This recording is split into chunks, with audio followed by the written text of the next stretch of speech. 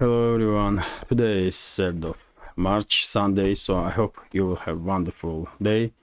Now it's 10 to 9 in the morning Moscow time. I'm Levan Gudadze and this is my first update for the day, in which I will share all the main news that are making headlines in Russian media outlets and Russian language pages on different internet platforms. There are quite a few very significant developments and news that I like to share with you for this moment, and I will start with short summary of the situation on Ukrainian battlefield. According to reports from Russian media and Russian military channels, there was no crucial changes on the line of contact during the previous 12 to 24 hours, although of course there were some minor changes. One may say that, for example, in Kherson direction, Ukrainian armed forces, you might be surprised, but Ukrainian armed forces yet again tried to conduct a landing operation in Krinky direction. This local scale offensive of Ukrainian forces were repelled, and after taking significant casualties, Ukrainian units retreated. But yet again, I find it really unbelievable at this point that Ukrainian units still are obeying these criminal orders, criminal suicidal orders to conduct crossings of the Dnieper River in Krinky or any other direction. By the way, it's clear for everybody that entire this Kherson operation was a suicidal mission from very beginning. Kyiv regime, for media attention, sacrificed around 2 brigades if we combined all the casualties that Ukrainian armed forces had in this direction for last 3 months at least. And still some Ukrainian units are obeying orders and conducting these suicidal operations, which is really impossible to understand at this point. They are under drugs, or I don't know what is wrong with them, man. But it's so obvious that whenever they are sent to cross the Dnieper River or to conduct some amphibious operation in Kherson or Crimea direction, it's a suicidal operation. Why they are obeying these crazy orders, I don't know, man. They must be on drugs, man, because they're definitely not thinking straight. Also, by the way, Russian armed forces increase shelling of Ukrainian positions in Orekhov bridgehead area in Zaporozhye sector of the front line. We had yesterday reports that Russian forces further advanced in Verbovo area, but when it comes to Rabotina, this settlement still divided between the sides, and I guess at this point everybody is looking for answers. What happened with Rabotina offensive? Because about a week ago, we all remember Russian armed forces conducted successful, very rapid advance in Rabotina area. They entered the village, established control over the half of it, including central parts, and then Russian offensive stopped suddenly, and everyone is asking questions now. Why? What happened there? And one answer may be that Kyiv regime deployed from Orekhov a significant number of manpower to maintain control over the Rabotina settlement. This is for media purposes, of course, because recently Kyiv regime lost control over the big number of settlements. First of all, Avdiivka, of course, and then villages that are around Avdiivka. And to lose Rabotina, only settlement that Kyiv regime, basically only more or less significant settlement that Ukrainian armed forces managed to establish control over during this so-called spring-summer offensive. Well, to lose this settlement also, of course, that will probably be even more damaged for morale of Ukrainian armed forces, and they are sacrificing now more and more people in this area just to maintain some presence in Rabotina, which is crazy, of course, but that's what Kyiv regime does, by the way. We are not surprised. After Bakhmut, none of us are surprised that Kyiv regime is throwing into certain deaths thousands of people. It's usual stuff for Zelensky and his associates. And also interesting point that if you remember, about a week ago, head of Russian General Staff Gerasimov was according to some reports, by the way, was in Tokmak. He was inspecting these southern sectors of the front line, and of course I share information about it on my Telegram, on updates. And maybe he came to these sectors of the front with some new plans, and maybe that's why Russian offensive stopped in Rabotina, because Russian forces now will possibly regroup to conduct that new plan that Gerasimov may came with to Tokmak just about a week ago. It is possible, because I don't think this kind of stuff happens randomly. Gerasimov went to southern sectors of the front, and then suddenly Russian successful, by the way, local scale offensive operations stopped. Why?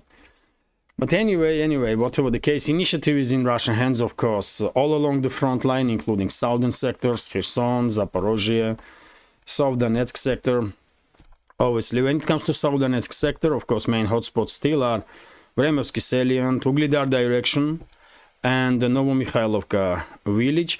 And when it comes to Uglidar, by the way, probably many of you did pay attention to significant increase of Russian bombings of Ukrainian positions in Uglidar direction and in Uglidar city itself.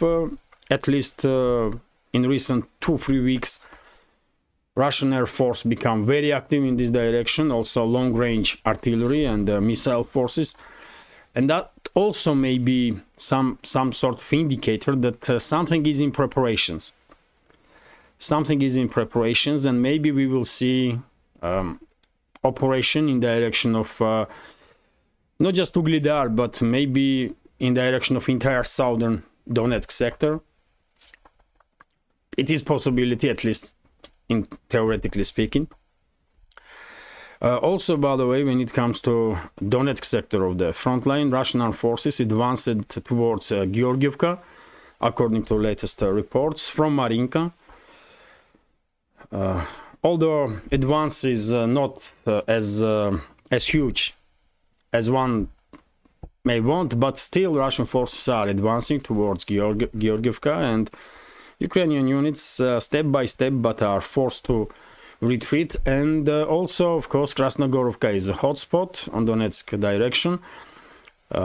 There are some speculations that Kiev regime sent this Third Assault Brigade, Azov Nazi Brigade, in direction of Krasnogorovka, and they managed to regain control over this part of Krasnogorovka on the southern side of railway. Maybe that's true, but according to this map, for example, Russian forces still are remaining in the southern area of Krasnogorovka, and also according to some reports, Russian forces are conducting assault in the direction of Krasnogorovka from eastern flank. So maybe we will see some significant changes in this direction in upcoming days, next week, basically. And Krasnogorovka, by the way, is I guess last stronghold of Ukrainian armed forces in this area. Last more or less prepared stronghold. When it comes to Avdiivka direction, well, also reports are coming in that are contradicting kind of each other. For example, Toninka, according to some reports, Toninka is already under full Russian control, but some other channels are reporting that Kiev regime sent hundreds and thousands of troops from reserves to stop Russian advances in this area. And according to those reports, Ukrainian forces regain control over the some parts of Toninka. Although I don't really believe in this. Maybe some parts of Toninka are in the gray zone now, but I don't think Kiev regime controls anything at all in this village, while Russian presence in the village are undoubted. Also, same goes for Orlovka settlement. Seems like Kiev regime was so scared of this rapid Russian advance that they threw to the battle everything they got. when it comes to strategic reserves. But of course, overall initiative is in Russian hands, and I don't think 1 or 2 day delay in Russian advances will play a significant role. After all, by the way, we should always keep in mind that Russia is using mobile defense tactic strategy or active defense strategy, and basically more units Kiev regime will send to the current line of contact better for Russian forces, because they will neutralize those units on the current line of contact, which means that after further advances there will be less casualties and less damage on the ground to the infrastructure, which is important, of course. Also, by the way, battles are continuing in Bakhmut direction, of course, and when it comes to Bakhmut, main hotspot is still this village of Krasnaya, which is at this point majority of this village is controlled by Russian forces, according to reports that I see. But Kiev forces are still maintaining their presence on the southern western part of this village. I guess next week operation to liberate Krasnaya or Ivanovskaya will be complete, and this settlement will become under full Russian control. And most likely same will happen in Bogdanovka, because after Krasnaya, Russian forces will probably concentrate on Bogdanovka, on Kalinina, possibly Grigorievka, and then, of course, Chizhov Yar itself and this canal district of the Chizhov Yar. I'm calling it canal, by the way. It's located on the eastern side of canal, kind of separated from main part of Chizhov Yar. But yet again, battle for Chizhov Yar not gonna be, of course, easy. Like nothing is easy during the battle on area or theater of military operations. And just take a look at this map, by the way. This area of Chizhov Yar has plenty of quite a number of high-rising apartments. It has industrial zone, and Kiev regime had enough time to make some defense lines in this area, and some military channels are now expecting heavy clashes to take place for this part of Chizhov Yar. Although I'm not sharing this opinion, I believe defense lines of Ukrainian armed forces will collapse in fairly short time in Avdiivka, in this area included, by the way. Because as time goes by, more and more Ukrainian units, of course, are realizing that they are dying for nothing. They are dying for criminals and their interests. They are not protecting no one in Ukraine. Exactly opposite is happening. They are protecting Zelensky and his criminal associates and their Western masters and their geopolitical agenda. And more people among Ukraine's military personnel will realize this. Better for them, because well, they will undoubtedly have an opportunity to lay down arms and surrender, and many will do, of course. And when it comes to Seversk and or Krasny Liman and Kupiansk sectors of the front line, there was no reports about some crucial changes.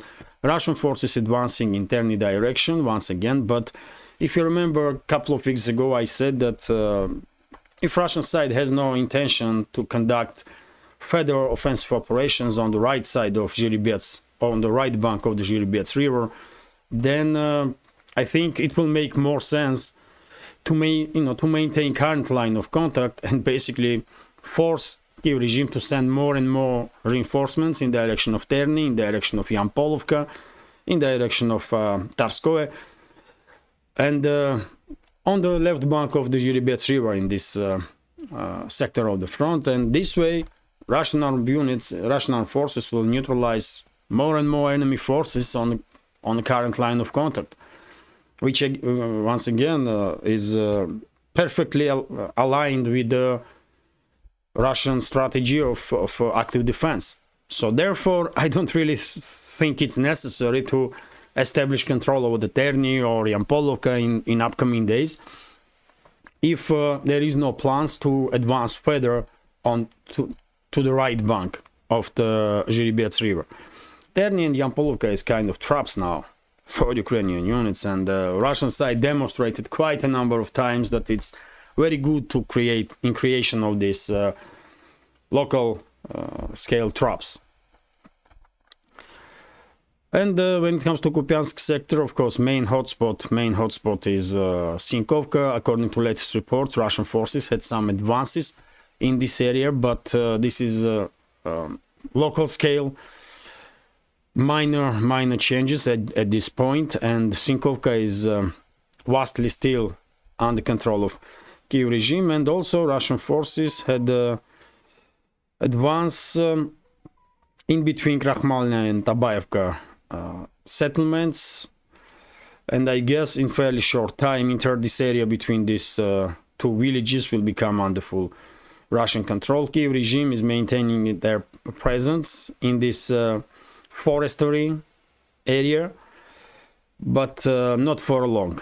I'm quite sure not for long, and their defense lines will collapse in fairly short time. And this is it when it comes to short summary of the situation on Ukrainian battlefield. Of course, dear friends, if you are interested in more detailed information on these local scale skirmishes, artillery duels, drone wars and so on, I recommend military channels because they provide a great volume of additional detailed information on this.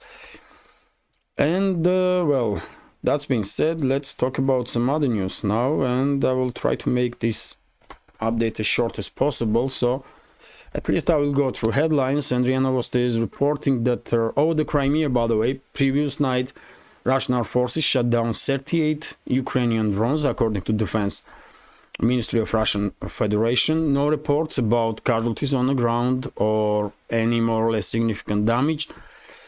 During the night time, several highways in Crimea around Feodosia city were shut down, and some of them still are shut down, and some other roads.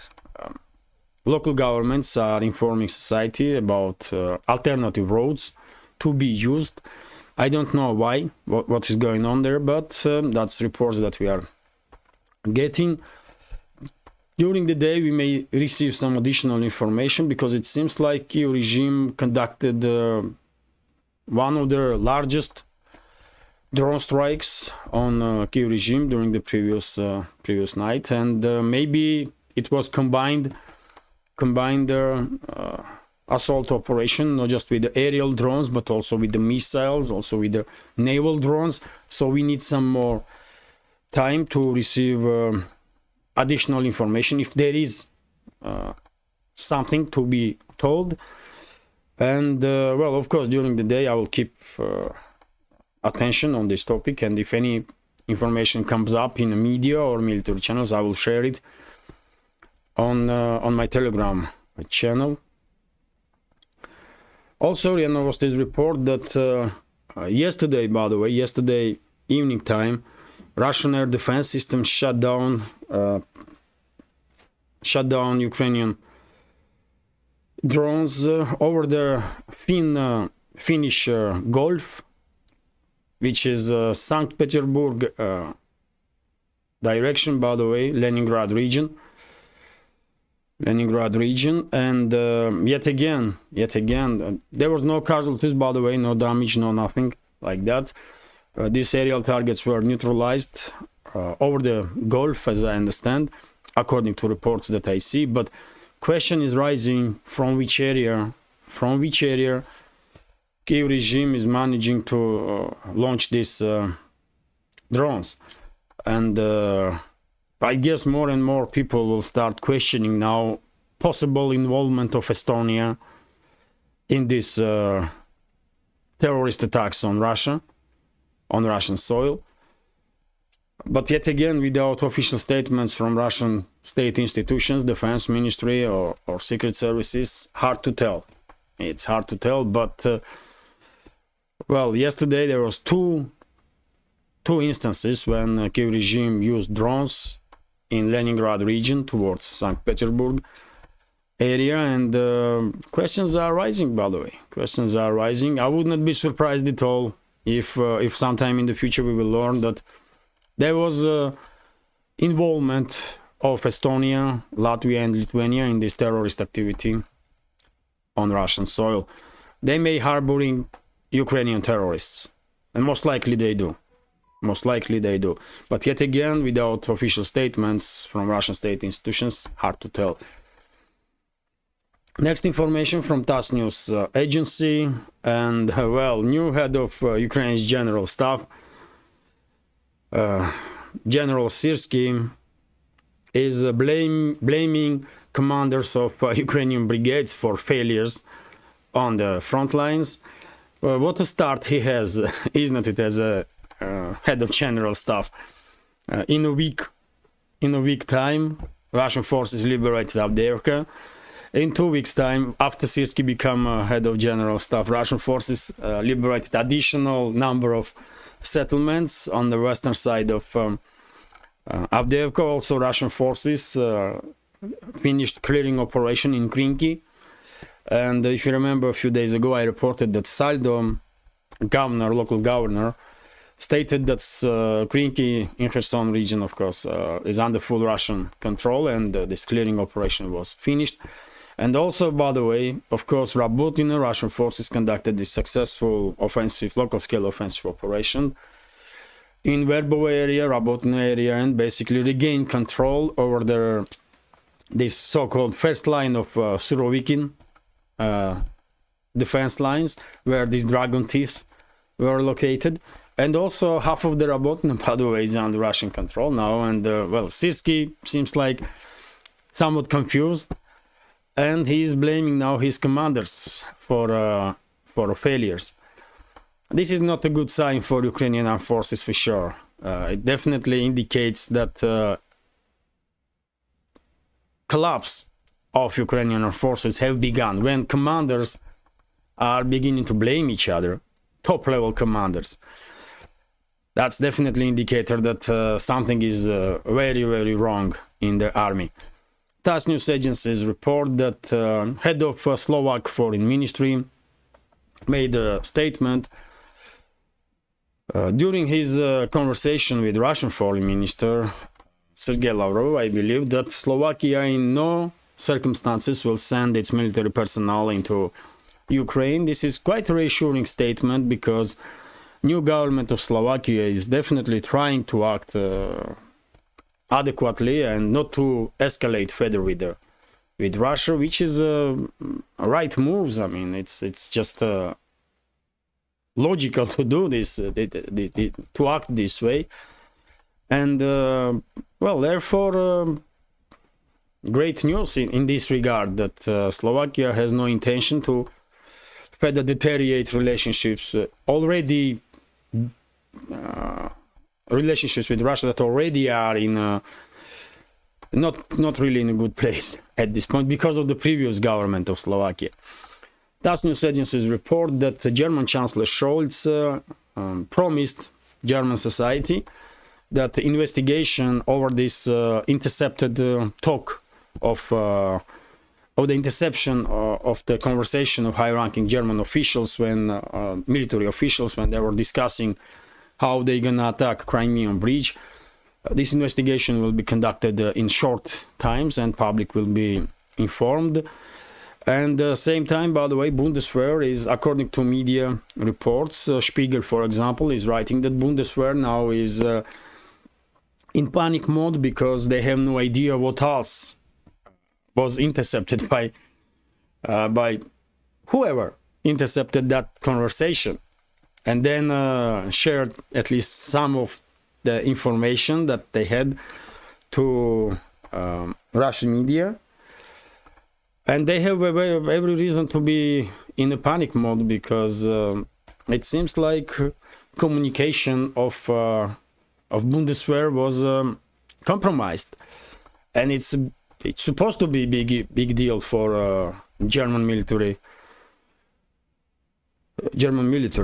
Also, by the way, RT's report that Trump names potential running mate And well, former US President Donald Trump has said that he would very much consider Texas Governor Greg Abbott as his running mate for this year's presidential election. The Republican frontrunner said that Abbott has done a great job in securing the US-Mexico border. Well, this is going to be a very strong tandem, by the way, if Texas governor will be running mate of Trump, because he is a popular politician, I guess, not just in Texas, but in many other states in US, especially ones that are predominantly Republican voting states. So yes, that's gonna be strong tandem, undoubtedly. I know some people were commenting on this topic, even experts, by the way, and experts in US politics, and were saying that maybe Ramaswamy will be running mate of Trump, maybe even Tucker Carlson, by the way. But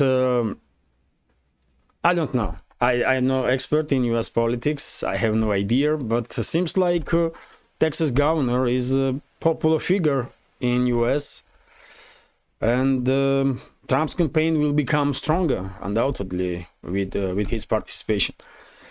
You tell me, dear friends. Many members of our community are from US. You tell me what you think on this topic. RIA Novosti is reporting that according to social studies in US, and this was published by a New York Times, so according to latest social studies, just 17% of registered voters in US are supporting Biden. Just 17%, by the way. This is a total disaster for Democrats, I guess. Not just for Biden. Biden at this point probably don't care about anything. But for Democrats, this is devastating numbers. And at this point, well, I don't even know who they gonna run with, really, because Trump not gonna run. Most likely Trump will be removed and someone else will take position of a front runner. And well, even if they will come up with Michelle Obama as a front runner for Democrats, I don't think she'll be able to put up some good fight. And after all, it's a show, isn't it? We all know that these presidential elections in the Western states, it's a show. In reality, strings have been pulled by these shadow groups of interests. But I mean, they are great in putting up these shows, isn't it? These so-called elites in the West and these shadow forces. So yes, maybe just I don't know, Michelle Obama would be able to gain some attraction of U.S. society and some support and give a good fight to Trump, or maybe even she would not be able to do so. And she, just because Obama, I mean, Barack Obama was a quite popular president, as I understand, in U.S., although I don't really know why. He did not achieve much. He did exactly the opposite, by the way. He received Nobel Prize for Peace, while bombing half of the world. But anyway, man. These Obama guys, they are popular in US, as I understand, because I watch US channels on internet, independent channels, and well, I listen what experts are saying. And anyway, let's continue. RT is reporting that Eurozone factory activity nosedives according to S&P Global. Manufacturing activity across the 20 countries that use the euro has continued to decline, largely due to slowdown in the area's leading economy. Germany, according to study by S&P Global. Well, Germany, by the way, Germany is in hot water, undoubtedly, when it comes to economical developments, because look at the government of Germany, and you will have no questions. No, they destroy basement on which German industry was so successful, and that basement was relatively cheap energy from Russia.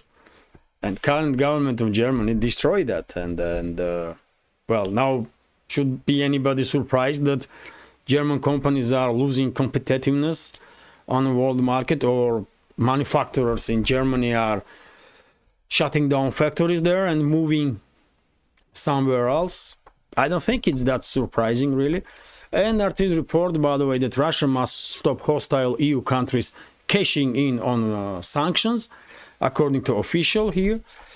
Interesting. So mass deliveries of wine and whiskey to Russia via the hostile Baltic nations must be stopped.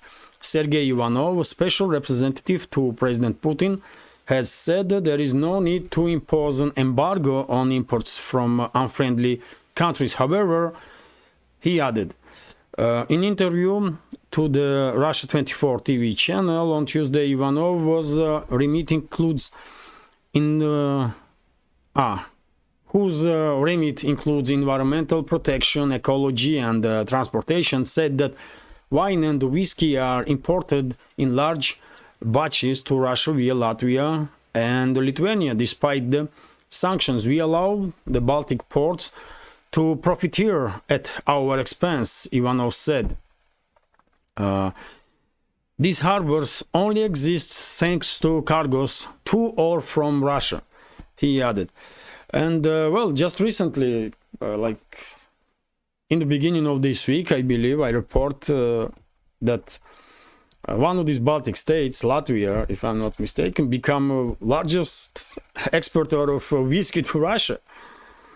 And Latvia itself, or none of the Baltic states, by the way, are great producers of whiskey, or known worldwide as producers of any alcohol at all.